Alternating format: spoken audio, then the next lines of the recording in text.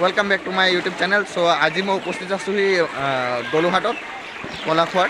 सो ইয়াত কিমান বানপানী হৈছে লক্ষ্য কৰিব পাৰিছে। এয়া কলাখোৱা চেণ্টাৰ হয়। সো ইয়াত কিমান বানপানী হৈছে, ইয়াত বহুতো মানুহৰ অসুবিধা, থকা খোৱা বোৱা সকলো তৰফৰ পৰা অসুবিধা হৈছে। ঠায়ে ঠায়ে ৰিলিফো দিছে ইয়াত বহুত মানুহে, আৰু হেল্থ কেম্পো বহিছে ঠায়ে ঠায়ে। এয়া মেইন ৰাস্তাতে বানপানী। মই গৈ আছোঁ। হেল্ল' হেল্ল' চবে ওখ ঠাইত ডিজিটেল মানি ইয়াতে গোটেই পানী। মই বৰ্তমান পানীতে থিয় হৈ আছোঁ, পানীতে থিয় হৈ গৈ আছোঁ। চ' ইয়াতে আমাৰ ফেমিলি মানুহ এঘৰ আছে। চ' ইয়াতে যাওঁ, গৈ কিনে চাওঁ কেনেকুৱা আছে সিহঁতৰ ঘৰৰ অৱস্থা। এয়া এনেকৈ পানীৰ তলতে চব ডুব গৈছে। ইয়াতে এখন পুখুৰী আছিলে, মই আগতে আহোঁতে দেখা পাইছিলোঁ, ডাঙৰ পুখুৰী আছিলে। এয়া চব ডুব গৈছে এফালৰ পৰা।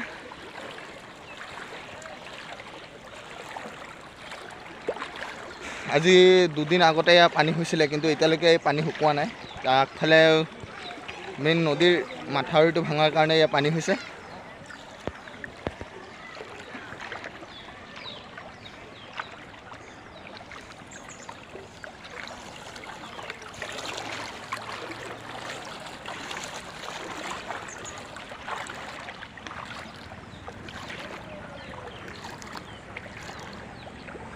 যোৱাকালি আৰু ইয়াৰ আগদিনাখন পানী ইয়াত অলপ বেছি আছিলে। চ' আজি অলপ কমেই হয়।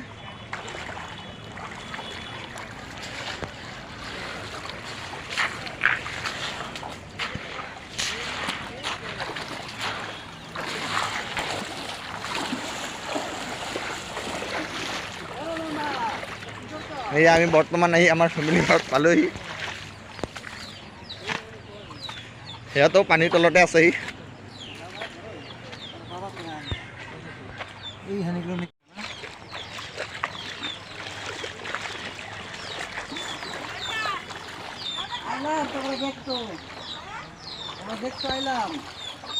চব পানীৰ তলত পোত খাই গৈছে।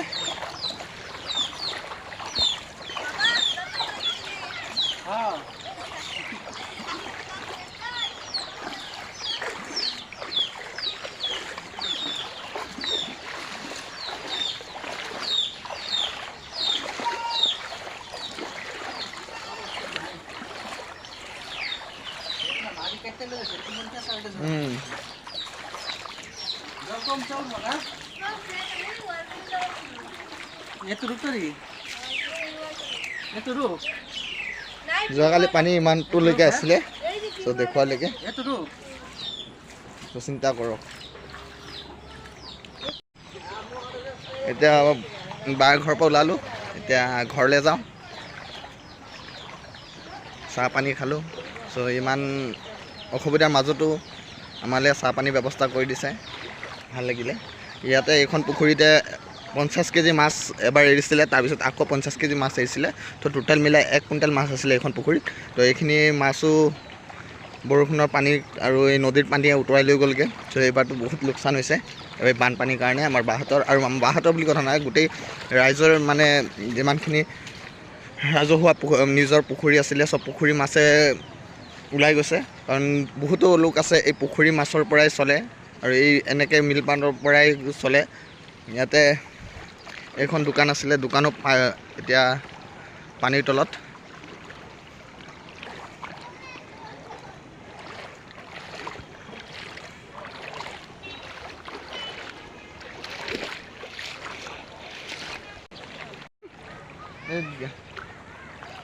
এতিয়া যাওঁ ঘৰত।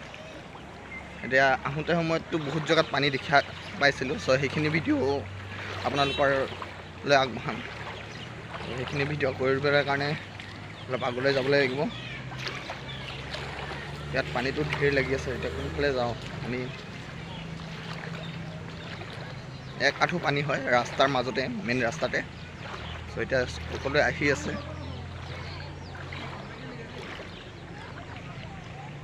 এয়া পিছফালে গাঁৱৰ ৰাইজসকল পানীৰ মাজতো আহি আছে।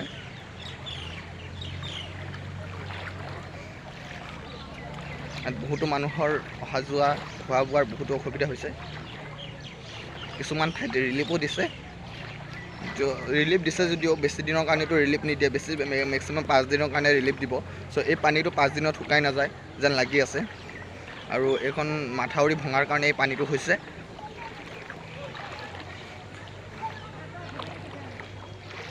আমি বাইকখন অলপ আগফালে ৰাখি থৈ আহিছোঁ। চ' তালৈ খোজকাঢ়ি যাব লাগিব, ইমানটো এইফালে বাইক লৈ আহিব নোৱাৰি।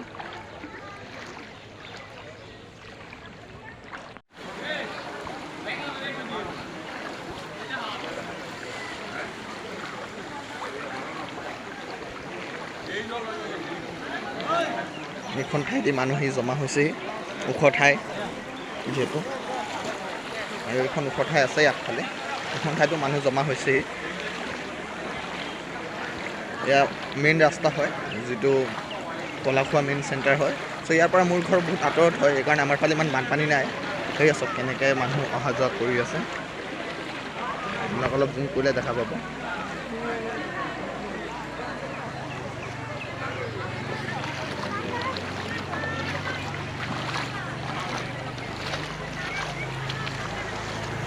আমি এইখন ৰাস্তাৰে আহিছোঁ এতিয়া, জাষ্ট ফুৰা হয় ৰেড টি চাৰ্ট। চব ইমান বানপানীৰ মাজতো এয়া বাইক লৈ অহা যোৱা কৰি আছে নিজৰ পেট চলাবৰ কাৰণে। বহুতো মানুহে এই ৰিলিফ আনিবলৈ গৈ আছে তেনেকৈ।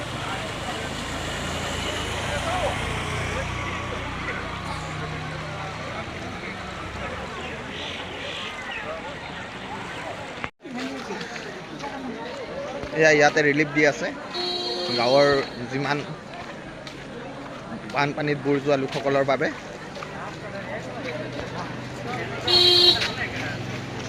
ইয়াৰ পৰাই আপোনালোকক দেখুৱাবলৈ চেষ্টা কৰি আছোঁ।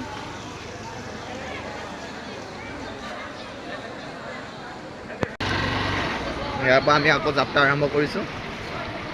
চব আমি বাইক লৈ আহিছিলোঁ, এতিয়া ঘৰৰ মুখা গৈ আছোঁ।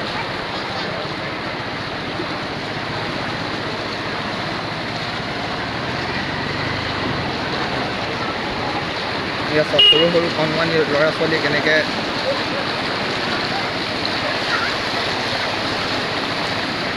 মাছ পাইছে, চব কিমান ফুট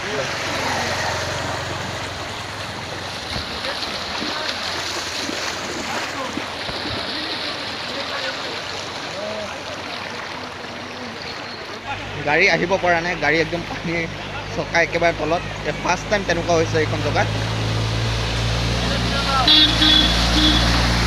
তাৰ পৰা ধৰি লৈ কিনে খোৱা পানীৰো অসুবিধা হৈ আছে ইয়াত, আৰু খোৱা পানীৰ অসুবিধা হয়তো হ'ব, গোটেই পানী তলত পৰি আছে।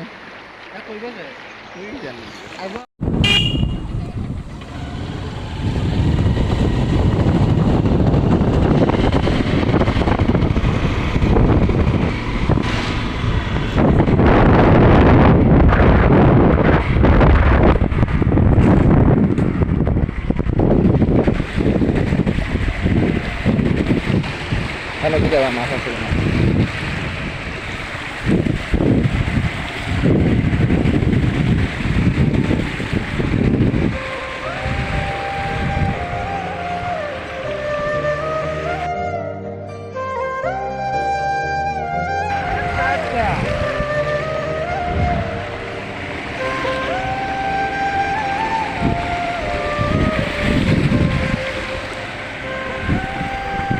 খোৱা পানীৰ কাৰণে অপেক্ষা কৰি আছে এজন মানুহে।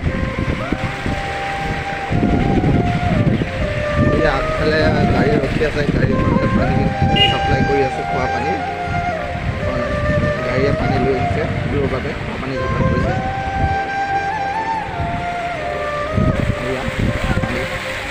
গাড়ী